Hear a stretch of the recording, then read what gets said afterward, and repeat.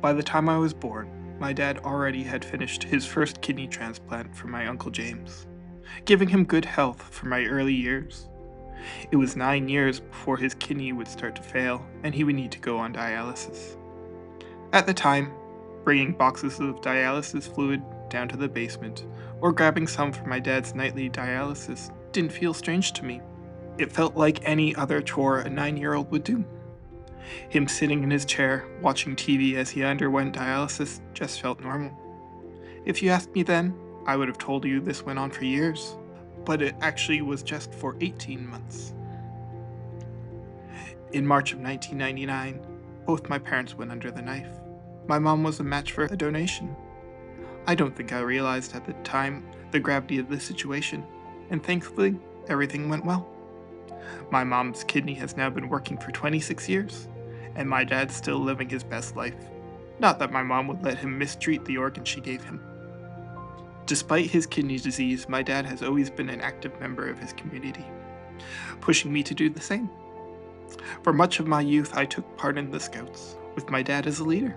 Helping at the food bank or handing out water during the Calgary Marathon became normal parts of my life, and I started to build a love of helping people. So when the Kidney March was announced, it seemed like a perfect fit. Not only had my family been impacted by kidney disease, but my grandmother had been the head nurse in nephrology. We had a deep connection to the Kidney Foundation.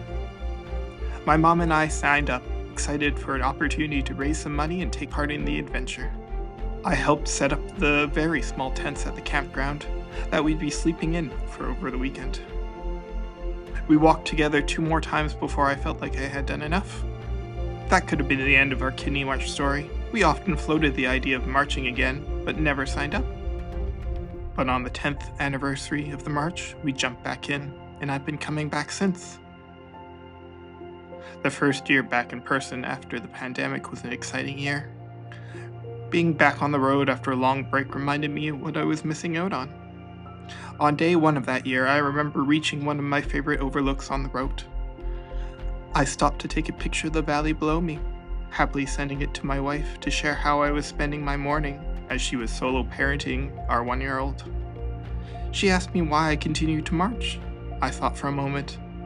It was not only seeing the beautiful views, but knowing I'm making a difference with the money I've raised.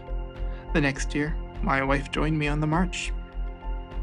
I had led someone else to want to volunteer the same way I did, the same way I learned from my dad, and one day, the way I hope to inspire my daughter too.